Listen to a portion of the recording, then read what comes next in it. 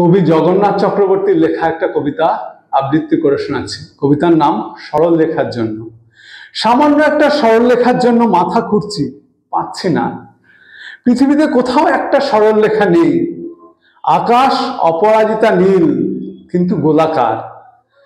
দিগন্ত চক্র নেমে ক্রম, নদী আঁকা বাঁকা, পাহাড় এবড়ো খেবড়ো, হ্রদ চ্যাপ্টা, উপকূল বুকে হাঁটা সরীসৃপের মতো খাঁজ কাটা, কুকুরের লেজ কুণ্ডলী, হরিণের শিং ঝাঁকড়া, গরুর খুঁট দ্বিধা, আর গ্র্যান্ড ট্যাঙ্ক রোড উধাও কিন্তু এলোমেলো।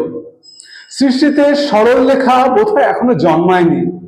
যত দাগ সব হয় ডিম, নয় নারকেল, নয় কলার মোচা, বৃত্ত উপবৃত্ত ইত্যাদি।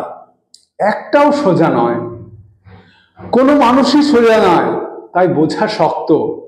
মাথার উপর সূর্য জবা কুসুম, তিনিও সোজা চলেন না। উত্তরায়ণ থেকে দক্ষিণায়ন মাতালের মতো চলছেন, সোজা কিছুই চোখে পড়ছে না। তোমার চোখের ঈষৎ ভাষাও আমার বুকের মধ্যে এসে কেমন যেন বেঁকে যাচ্ছে। আর আমার সোজা ইচ্ছাটাও তোমার দ্বিধার মধ্যে কেবলই কৌণিক।